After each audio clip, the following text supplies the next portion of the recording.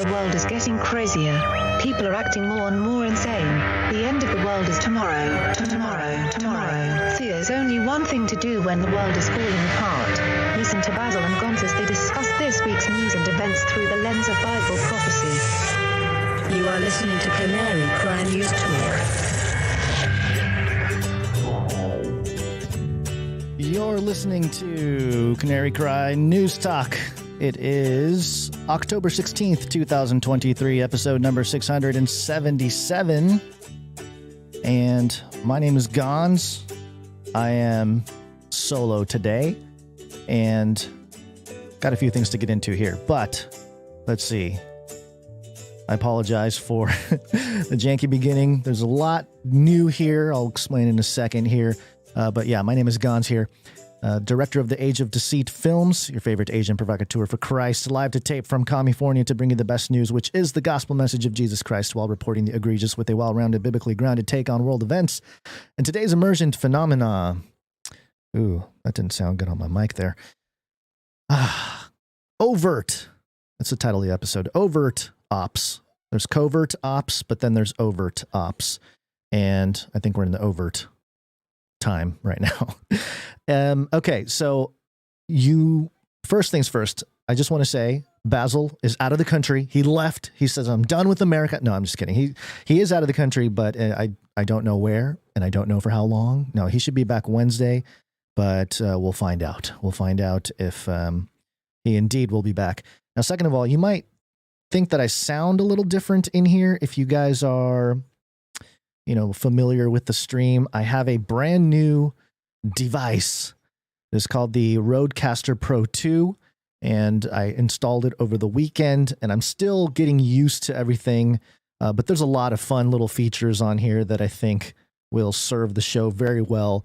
Some stuff that came on board. You got an audience or some clapping. That's always good. A chime, very similar to our traditional chime for thanking people, which sounds like that. Well, let's see what else. Oh, rim shot. This is good anytime Basil makes a funny joke. Well, that's a nice one. And then there's all these onboard effects here. This one will be, I'm worried about the abuse of this, so I'm going to have to be very careful, but there's some voice changing things here that are really cool. For example, I can do this here. I am the Nephilim. When Bill Gates becomes a Christian, we shall arrive. Stuff like that. I got all kinds of fun little toys here. I got a little bleep machine in case I really get angry. I can just, out, stuff like that. So anyway, a fun little tool here that I think is going to be really helpful for the show. But I still have to dial things in. My mic sounds a little funny. I thought I had it dialed in, but, these things take a little bit of time to nail down. So forgive me if some of the things are off. Some of the jingles and everything are on. I have to reconfigure a lot of things going on here. So going live today was a little bit rough, but show must go on, even though Basil hopped in a canoe and took off, as all Vikings do. It's just in their DNA. They just have to get on some kind of oceanic vehicle and go exploring and discovering things of that nature. Also, just at the top of the show here, continued prayers for our friend Tom Horn. Producers, assemble!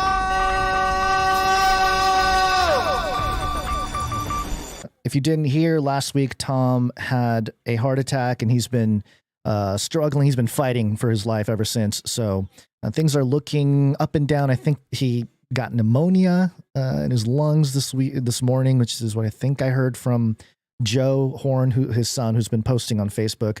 So just prayers out to the Horn family, and just pray for healing for Tom.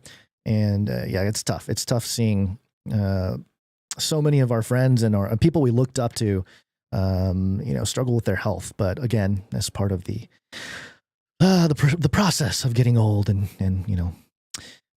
moving towards that end where we get to end of this sort of iteration of life where we get to be with the Lord. So it's not a bad thing per se, but also it's very sad. So pray for the Horn family. Pray for Tom to fight through here and get through. So there's that. Also, just at the top of the show here, because I again, things are a little janky, a little out of order, a little crazy. I'm just going to say at the top of the show, it's Monday. Gary, what day is it? Monday. Monday. Sounds like somebody's got a case of the Mondays. Gary, what day is it? Monday. It is Monday, and it was another long weekend of, I don't know if you were on social media, it's just a propaganda war basically taking place on places like X now. We'll talk about some of that, but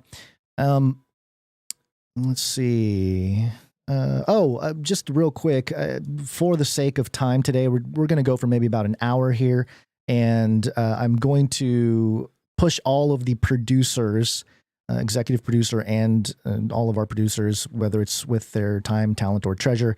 We're going to thank you properly on Wednesday, so it'll count. You know, if you guys come in today, you guys come in Wednesday again, both will count separately. Your streaks will continue, all that good stuff. So just that, because, for the sake of time and for the sake of trying to get a show together here with new gear is always, it's almost like I've heard the analogy of trying to change a wheel on a moving train, how it's kind of hard to do. That's kind of what it feels like. The show has to go on, but I got this new stuff that I got to integrate. So I just got to make it happen. I need to mess with the sound gate. It is a little bit annoying, but sorry about that. So just to let everybody know, we do operate on value for value. Value for value. We take no money from corporations, commies, or cartels. No advertisements, no affiliate codes, none of that. We're all grassroots, people supported, true independent media. And it's, we're proud to say that. We're proud to be able to say that because not everybody can do it. It's truly one of those things that's a blessing from above for us. And hopefully it's a continued blessing for the community. And we're bringing value to you all. And if you do believe you are getting value from the show is always free and out there, then please consider providing value back in the form of treasure, talent, time, whatever form you would like to contribute. So there you go. Go to canarycry.support for more information. Canarycry.support. All right, we're going to dive right in. We have, let's see, 1, 2, 3, basically 4 stories to hit here, starting off with propaganda.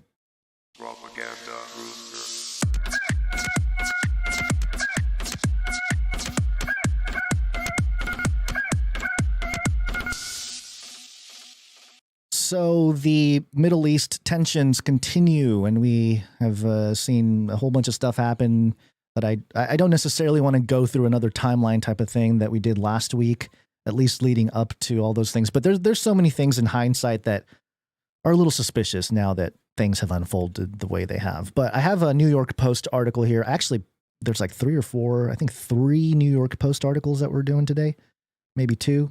I don't know. There's a lot of New York Post. But anyway, headline here. MSNBC denies report it sidelined Muslim anchors in Israel-Hamas coverage as ratings slump. So I'll just read the story here. MSNBC denied a report that it quietly sidelined Muslim anchors amid slumping ratings and outrage over the network's biased coverage of the Israel-Hamas war. The explosive report from Semaphore on Friday said the network has quietly taken Mehdi Hassan. Yes. Excellent. That is fantastic. I'm sorry. Mehdi Hassan, Ayman Moyeldin, and Avi Velshi out of the anchor chairs since Hamas's cold-blooded terror attack on Israeli children, women, men, and senior citizens. MSNBC parent NBC Universal told Semaphore it did not sideline the hosts, saying the changes in the lineup were, quote, coincidental. Of course, if you believe in coincidences. Quote, we have and will continue to cover the barbaric terrorist attacks on defenseless civilians in Israel last weekend and the tragic war it has provoked thoroughly and in all their dimensions, end quote, an NBCU spokesperson told the Post. Yes, what's wrong, buddy? What's up? Oh, boy. This is the problem with going solo and then having the kids here is I cannot have Basil talk while I have to take care of the kids. You guys okay? What's happening, buddy?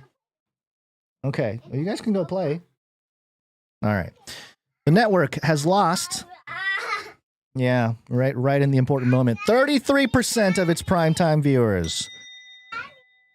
33 is the number of completion of the Great Work. The first Temple of Solomon stood for 33 years. David ruled for 33 years in Jerusalem. The Masonic order divided into 33 symbolic degrees. There are 33 segments in the human spinal column. Jesus was crucified in the 33rd year of his life. A lot of 33 references today, too, and also to some Masons. They pop up today.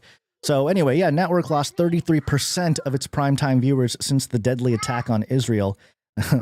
Interesting timeline for the 33% loss. It also saw its total viewer figures plunge 24% for the 4 days between October 7th and 10th compared to the same period previously. So anyway, MSNBC being dropped, basically. The public is against them. Their constituents or the people that they bring news to, they're all kind of pushing back. 33% drop is a huge drop in mainstream media attention.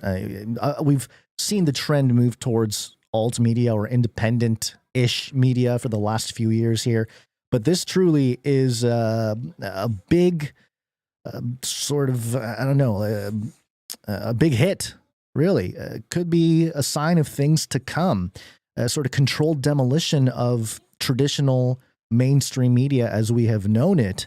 We knew the internet was going to do that, and truly the last decade or two has been a prime example of how the transition is not going to be easy. You know, the people in power, they have the mechanisms in place to uphold certain financial, incentives.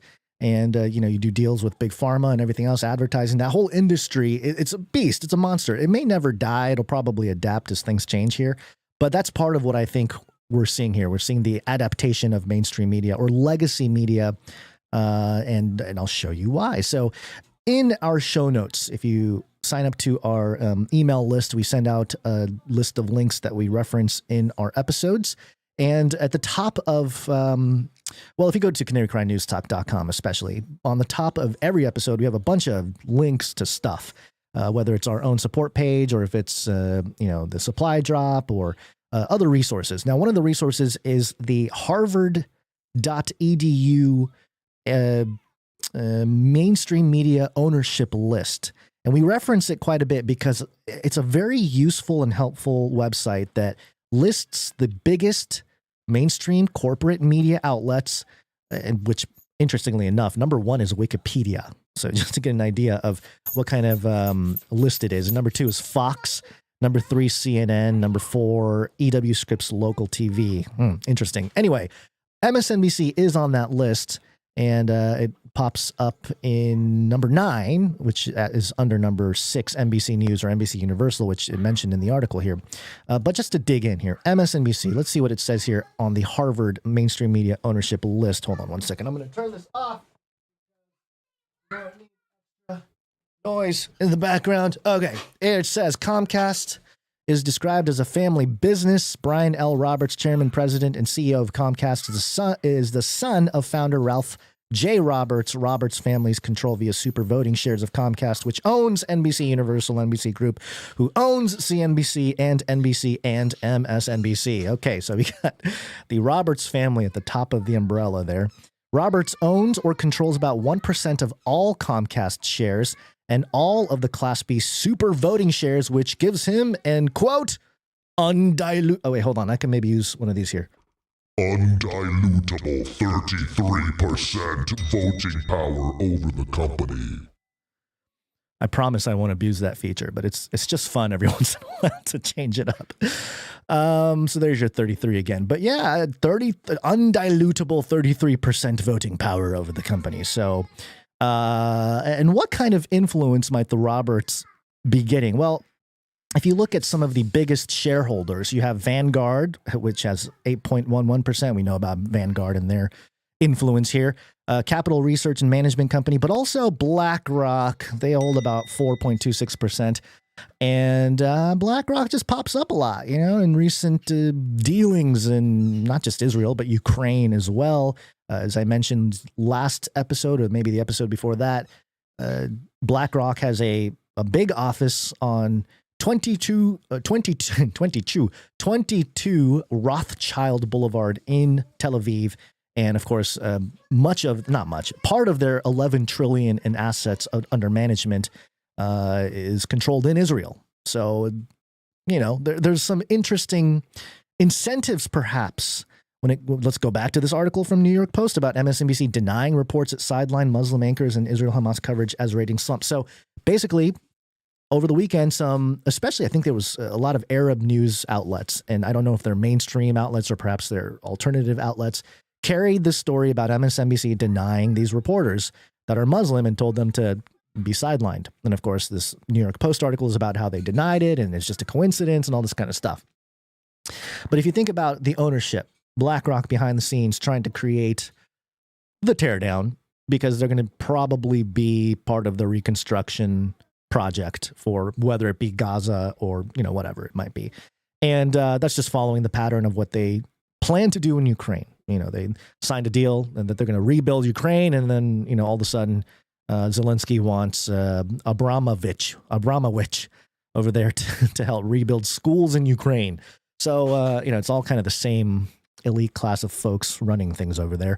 But similar in vein, MSNBC, who has special interest owners, BlackRock being a big one, to go after or create this sort of propaganda attack on MSNBC is very interesting because it doesn't matter if it's true or not.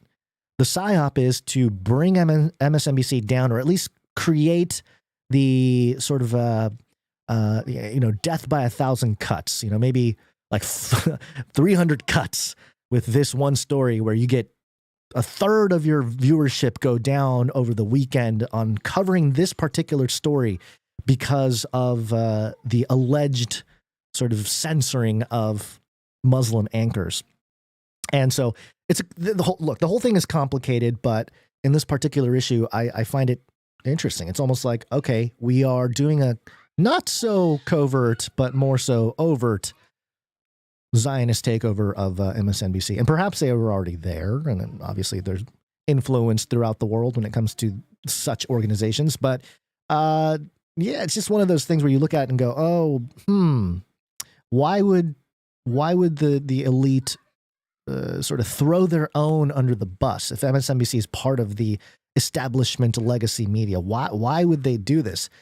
Well, first of all, they probably know things are going more digital. And so MSNBC will have to adapt. Now, second of all, they were already slumping, right? Mainstream media, legacy media is dying. We've known this, it's hence why shows like us are out there. There's tons of more shows that sit on the wide spectrum from, complete shill to, purely independent. And the further out you get, the not as big you can be, but also the more sort of not wholesome, maybe not partly wholesome in certain ways, economically wholesome, perhaps, you are. So in any case, what we have here is, again, an Ouroboros type of situation, a snake eating its own tail. And for what purpose?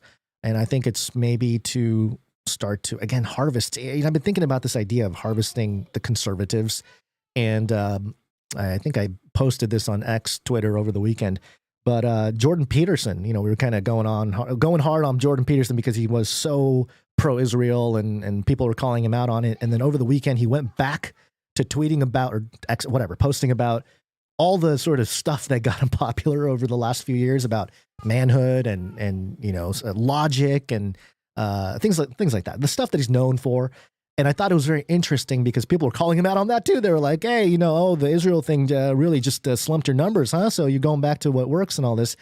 And he's given out practical advice on things. But it occurred to me, and we've talked about this before, but it occurred to me that the whole woke thing, the illogical approach of the woke left progressives, that was the bait. That was the trap. And that's what culled everybody. And then so now you can just install some individuals that have influence, media influence, scholarly influence, these people that are established, a Jordan Peterson as a prime example, maybe a Ben Shapiro in sort of the media sense. And you have these people that are championing basic logic. There's only two genders.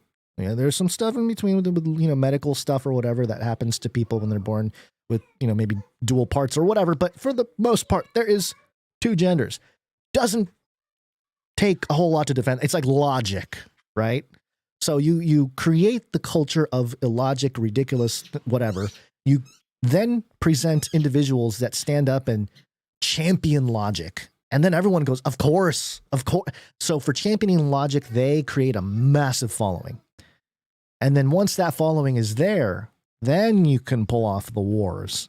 You got to sell high, right? You got to pull off the harvesting while the crowd is big, because now that things have been shown, organizations like Daily Wire, they're never going to go away, or at least I don't think they're going to go away so easily, right? They're the new establishment alt media, whatever. They're the new establishment media. So they're not going to go away, but their popularity will definitely go through a period of slump, I think, while they basically come out as, military industrial complex warmongers, to be nice. I get it. I'm not siding.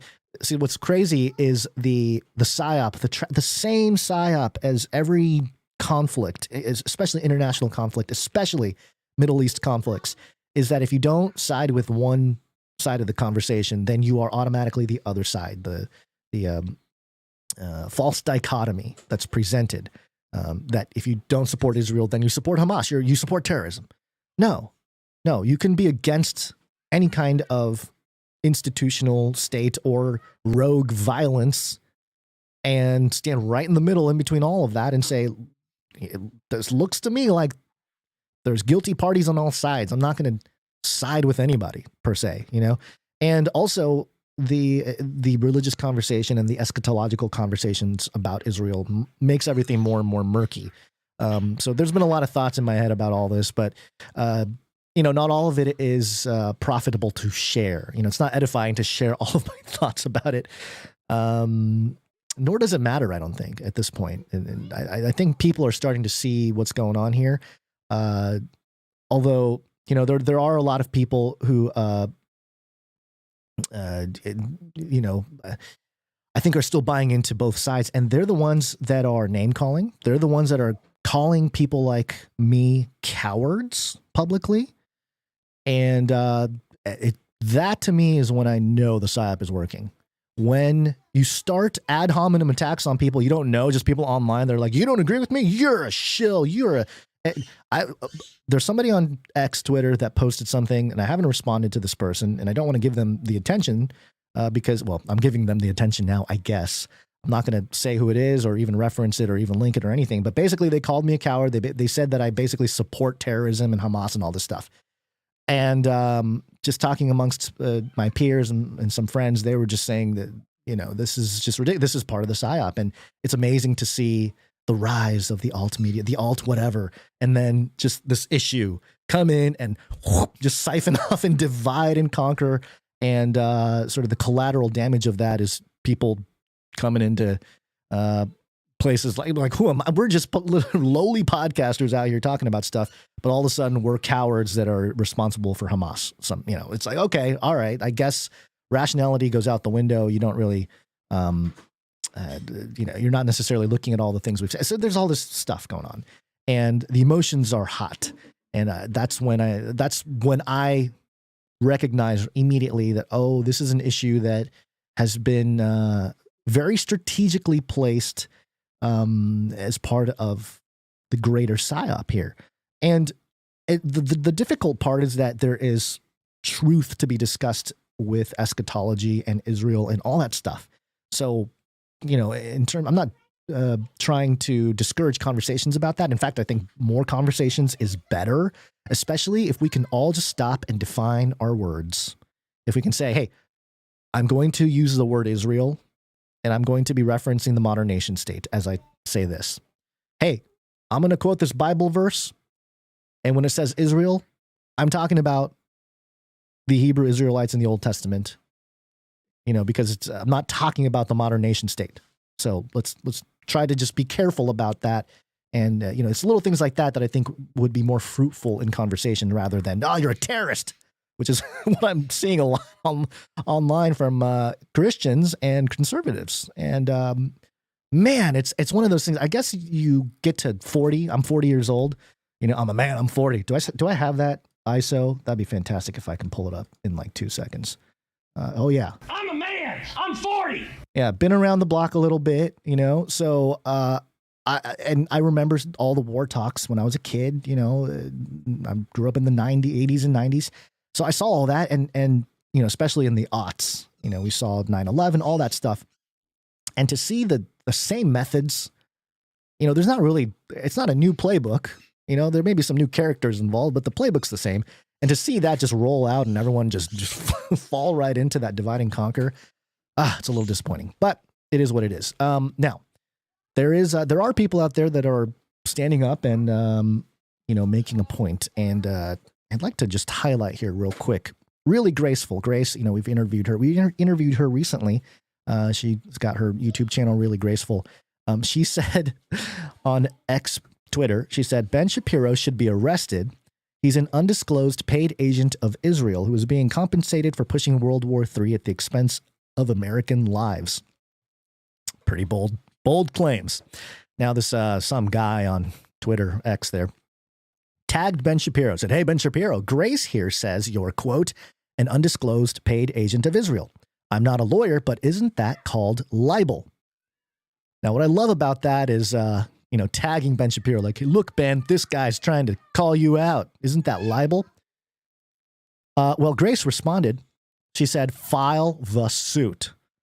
We'll open up a 6-month discovery process and see who's right. Woo!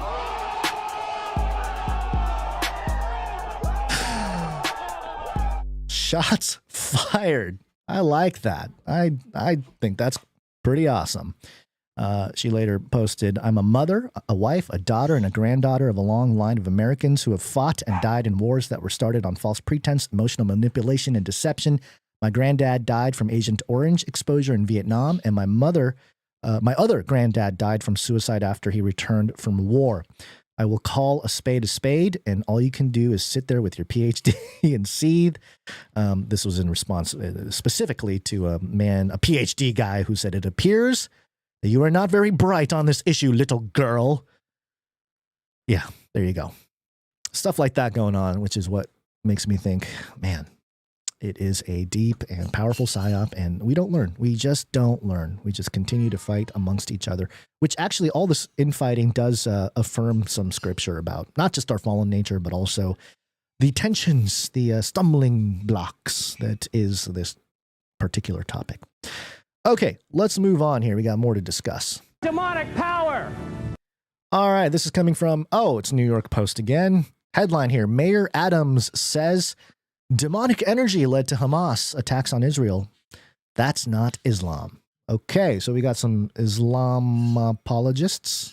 Is that a thing?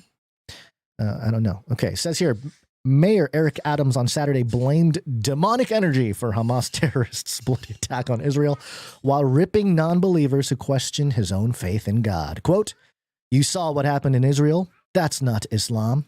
Adams preached while speaking to 150 people at the 200th anniversary of the Brighton Heights Reformed Church on Staten Island. Quote, that's the demonic energy. That's the demonic energy of those who want to exploit Islam.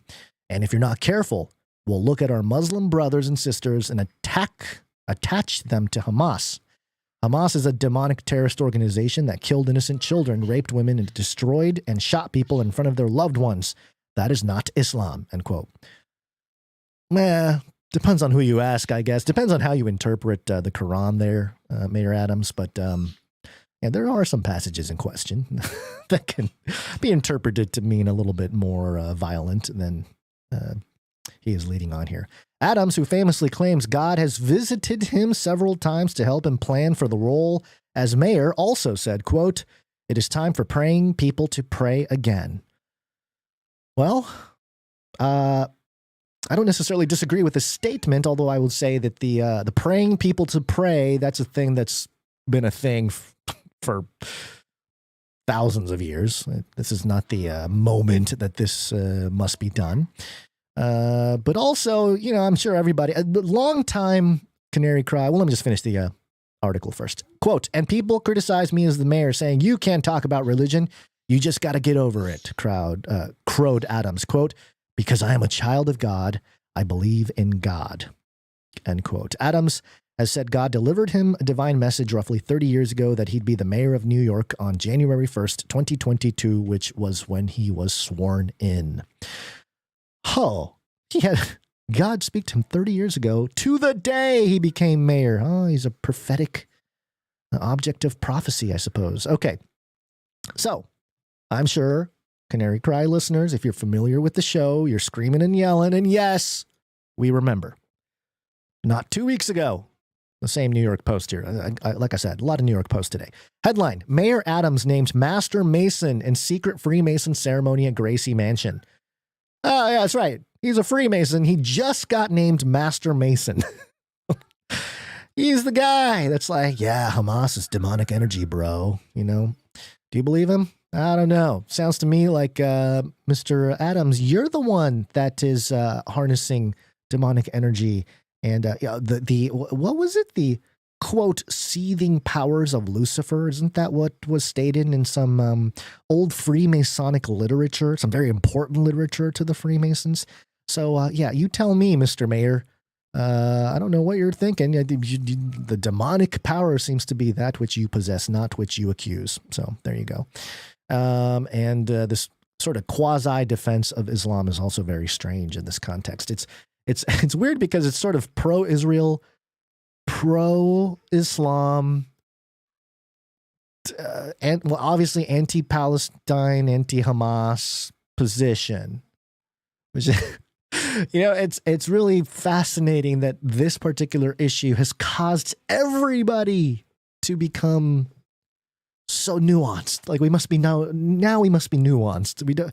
Everybody is taking sides on an issue, and it's sort of confusing the clear lines of right left.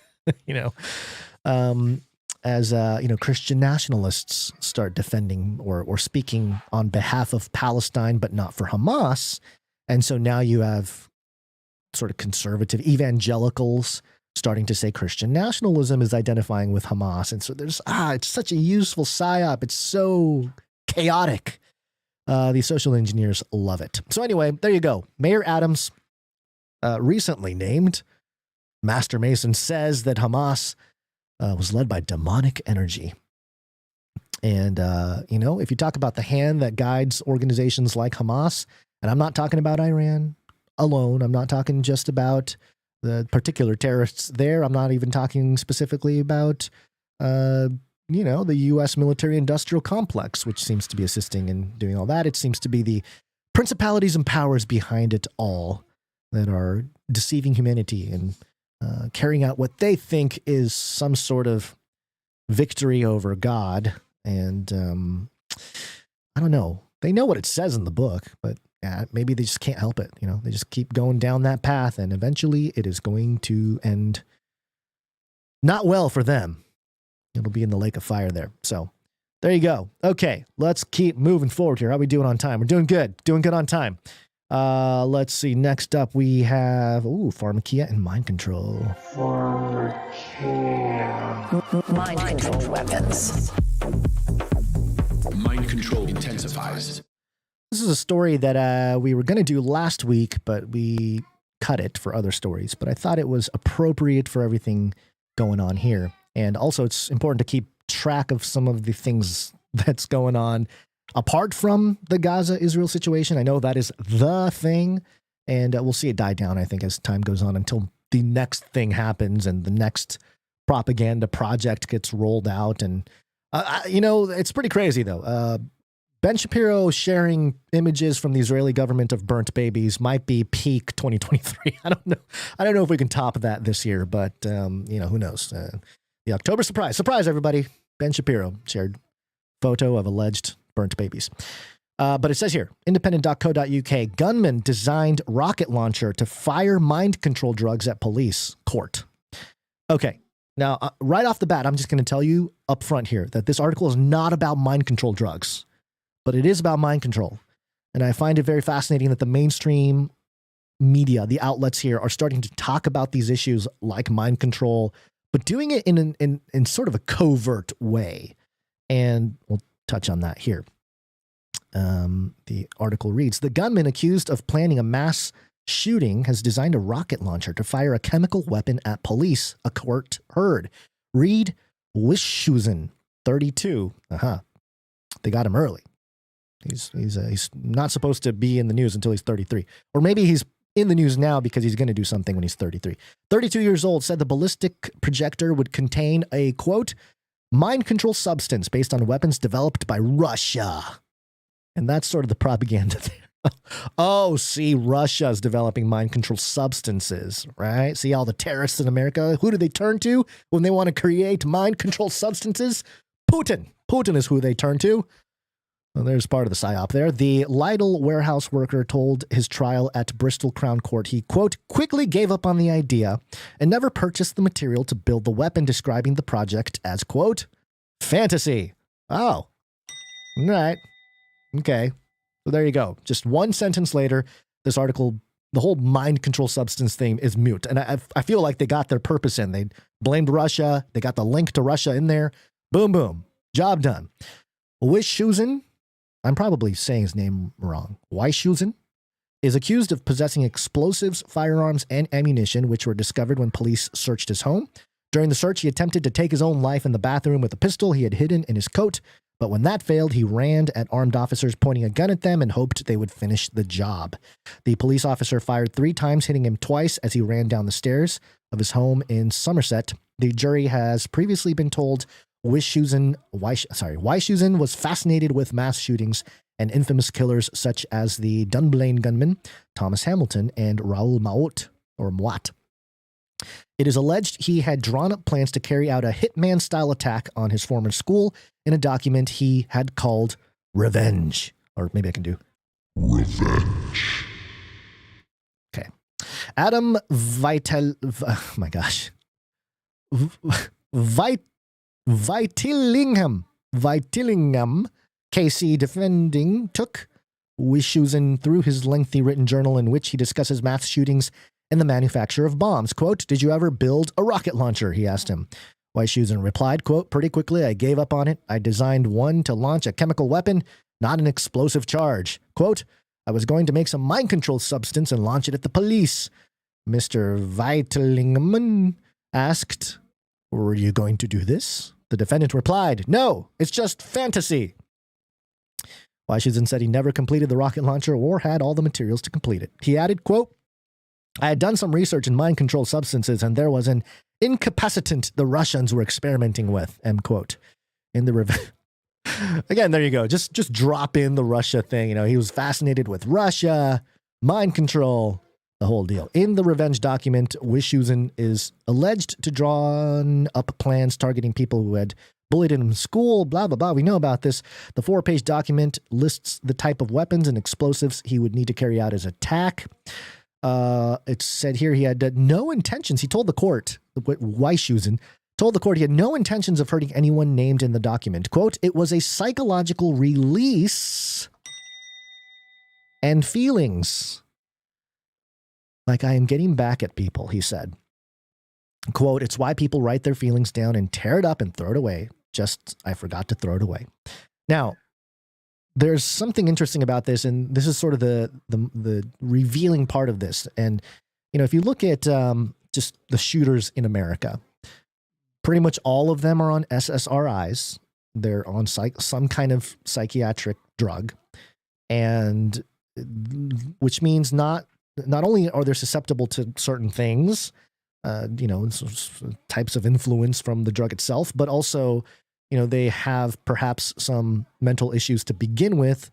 If we're looking at sort of the bell curve of normalcy, you know, they might have some certain psychological things that need medical attention.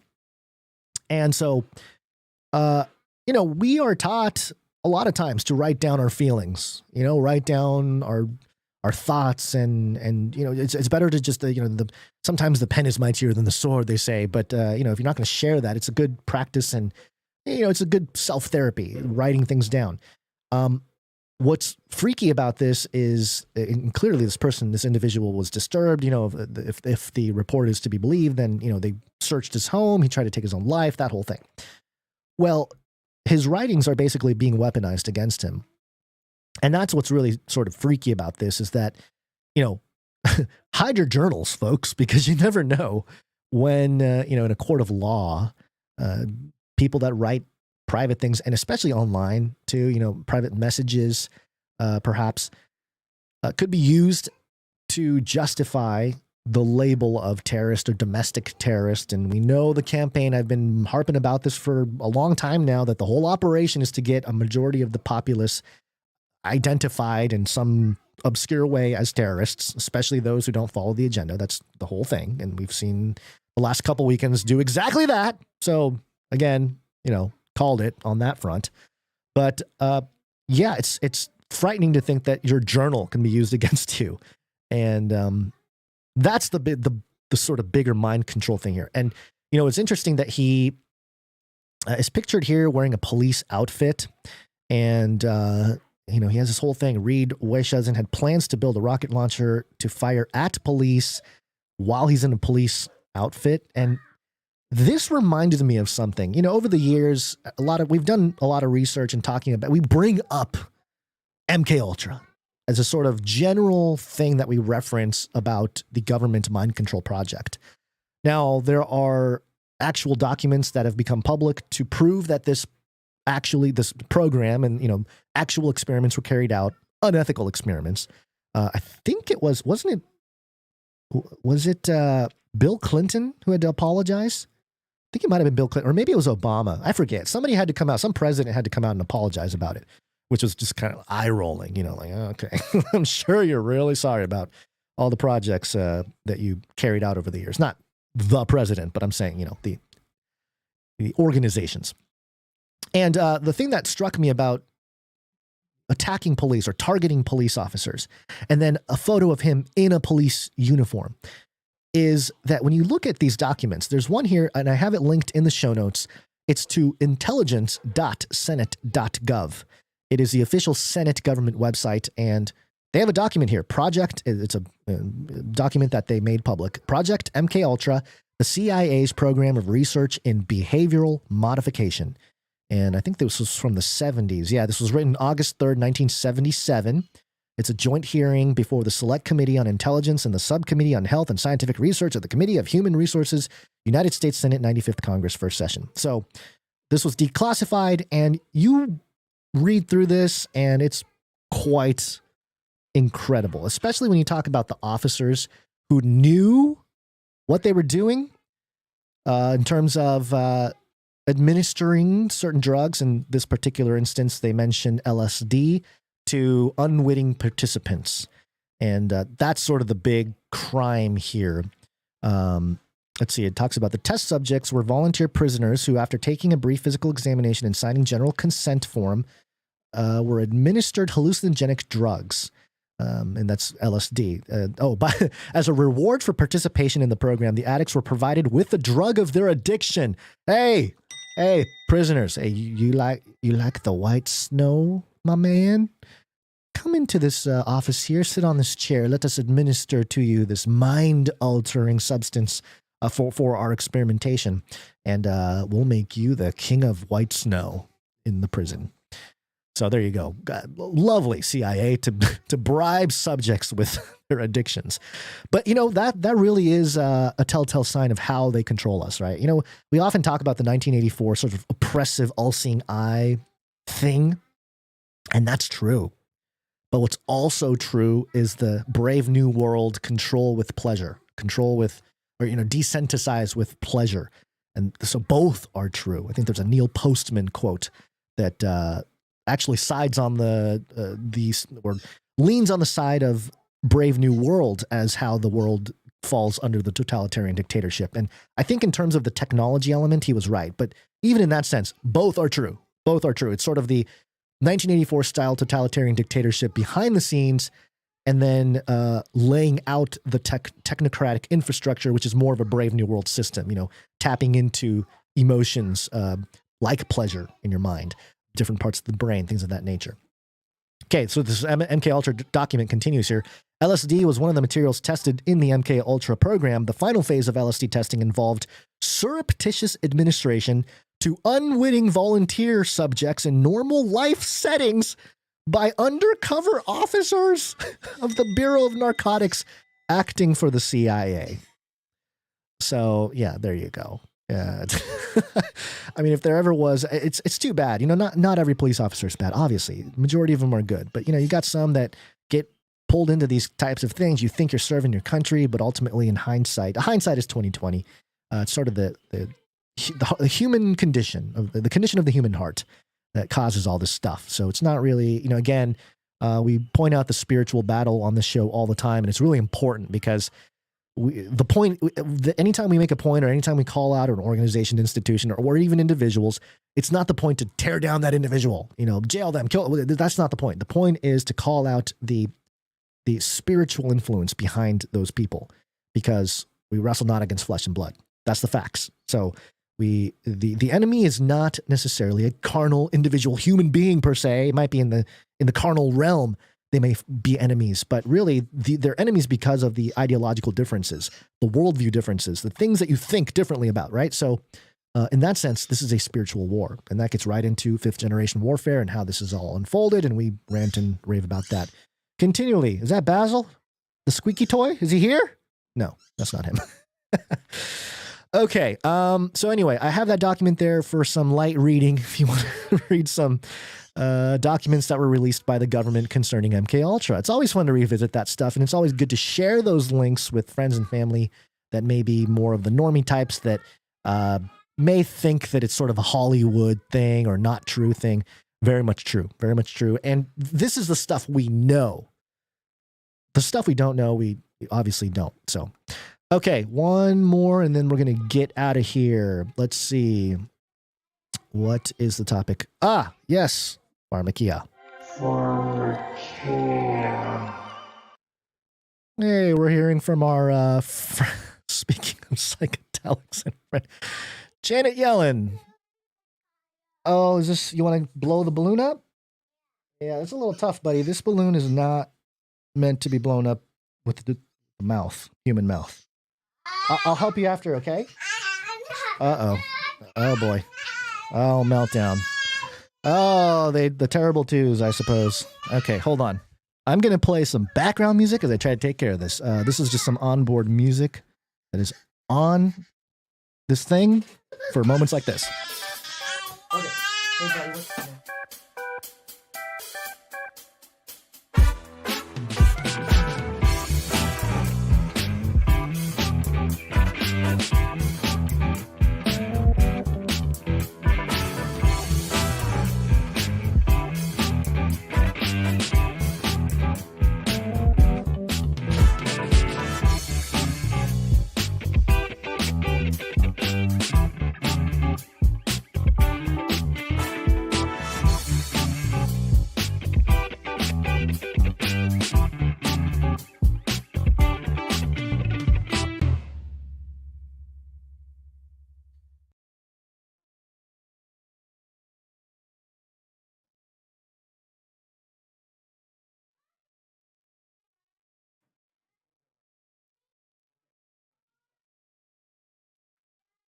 yeah.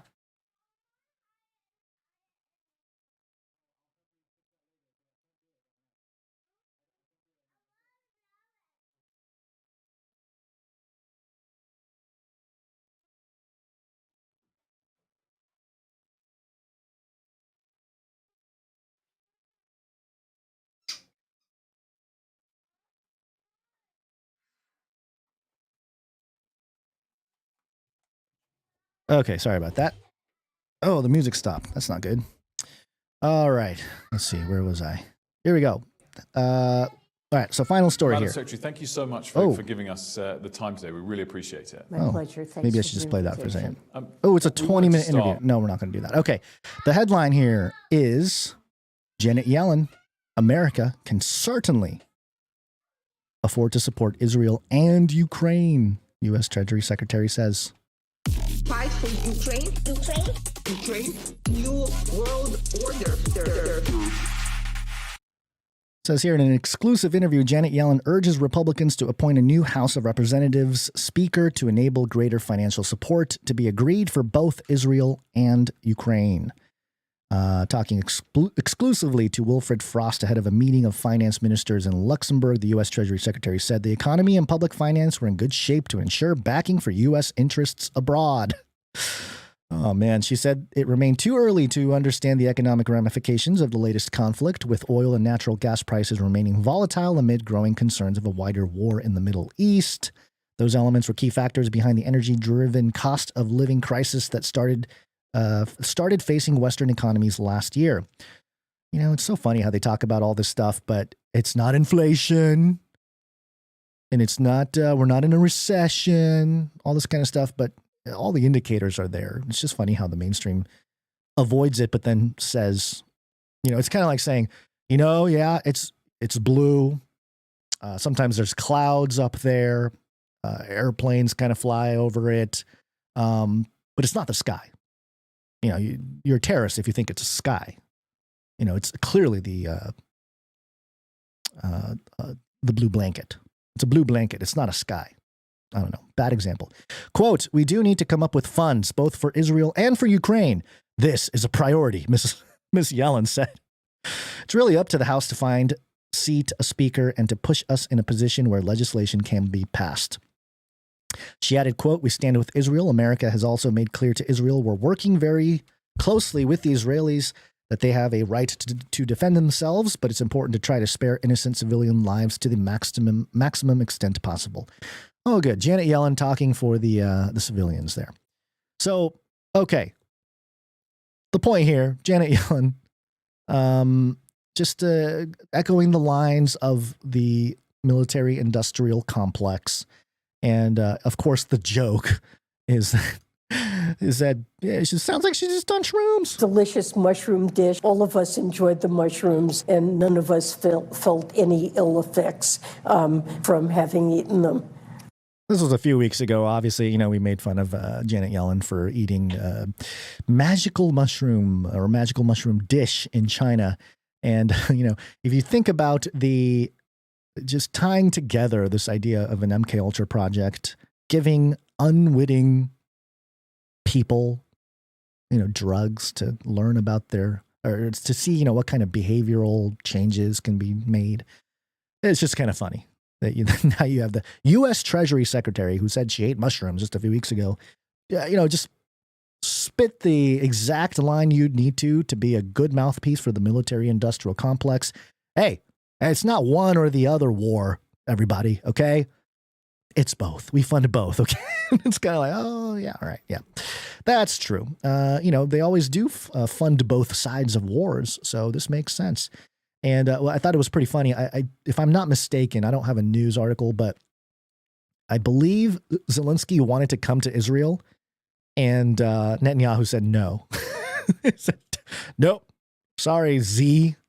And I actually did post out a couple weeks ago, or a week, or maybe a week and a half ago now, or whenever this thing broke out, that you know, Zelensky was doing a pretty good job of taking in the money and weapons from the U.S., which is traditionally an America and Israel thing. And Netanyahu was like, whoa, slow down, Zelensky. Okay, we're the OG customers of the military-industrial complex. You need to back off, okay? And in fact, you know, we need to let's have a little something over here so that we can. And that's the other thing that I find so interesting. And obviously, everyone's talking about the, you know, questioning why or how the Iron Dome went down. But I'm kind of curious about supply and demand. And supply and demand in the context of weapons. Because, you know, America being the weapons manufacturer, you know, we only make them when there's a demand. And then, you know, a lot of times supply outweighs demand. There's way more supply of weapons than is needed for any kind of conflict. And, you know, a lot of times people use that as geopolitical currency to say, hey, look, you don't want to mess with us, or you don't want to mess with that group because look at how armed they are. And so it becomes a geopolitical tool. So it's not even about the weapons themselves. But when that geopolitical currency expires or is no longer good, it's worthwhile. You need to replenish. And so, the U.S. has made so many weapons, and obviously, the weapons trail throughout Europe and the Middle East and Afghanistan and ending up in Hamas. And, it feeds right into the narrative of like, oh, Hamas, they overwhelmed the Iron Dome. They shot for 6,000. It's like, how did they overwhelm it? How long have they been saving up for this occasion? And it's almost as if, and because a lot of the weapons are U.S. weapons, it's almost as if, hey, we got all the stuff. Let's burn through them, because the actual technology we have is far greater. And we can't really get to that point unless we deplete what we currently have, show the world why we need better technology, better weapons, better security measures, all that stuff. And it really, you just got to ask yourself, who does it serve? And it's not us, but that we've known that. We've seen that for a long time. So anyway, there's a lot more to be said about that, and I can rant on and on about it, but I'm trying to keep today's episode short. So there you go. That's going to do it for today. I know, again, a little shorter today. Just wanted to get an episode out there.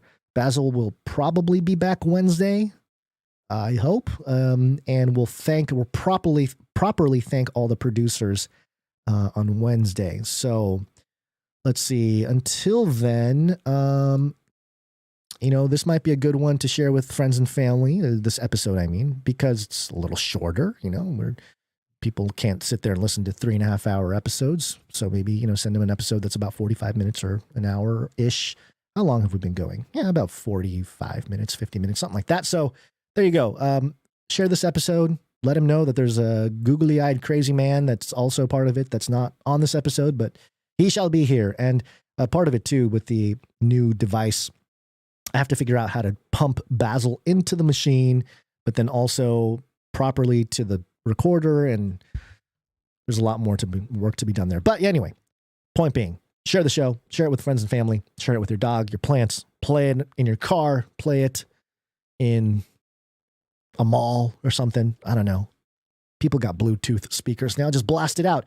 That's one way to do it. Or you can just do what is recommended here, which is to walk right up to people. You grab them by the cage that has shackled them for so long, and you shake it. The end of the world occurred pretty much as we had predicted. I want to shake things up, stir up some controversy, rattle a few cages. Hey, stop that! You'll never silence me.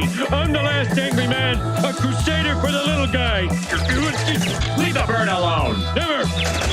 Rattle a few cages. Rattle a few cages. The human race will have every opportunity to improve. And if they don't? Ask Noah. Ask Noah. Okay, this is really cool, too, because I have a fader for everything. And if you don't know what a fader is, it's those little knobs that slide up and down. Very useful in doing this type of show. So anyway, thank you to all the producers who have supported the show. It's because of you that I can even get gear like this, but hopefully it'll improve the show and the sound quality and everything else. So there you go. All right, we will see you Wednesday. Have an awesome day. Stay watchful. God bless. And always remember to think outside the cage.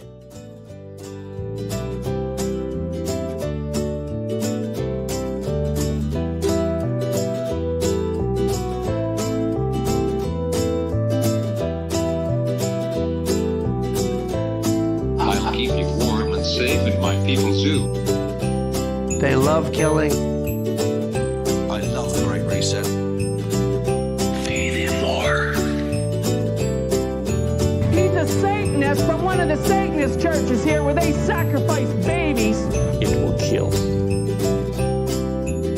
This is not about freedom or personal choice.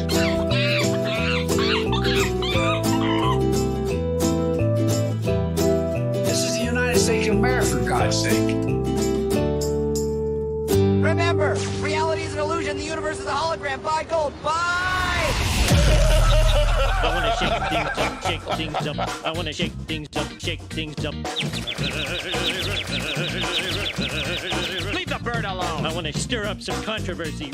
I want to rattle a few cages. I'm the last angry man. You'll never silence me. I'm the last angry man.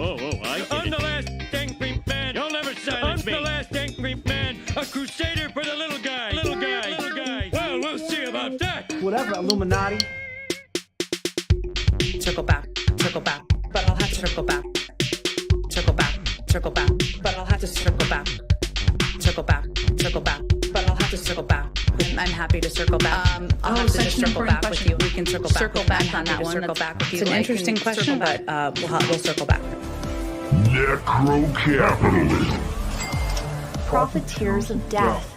Armageddon's on the way.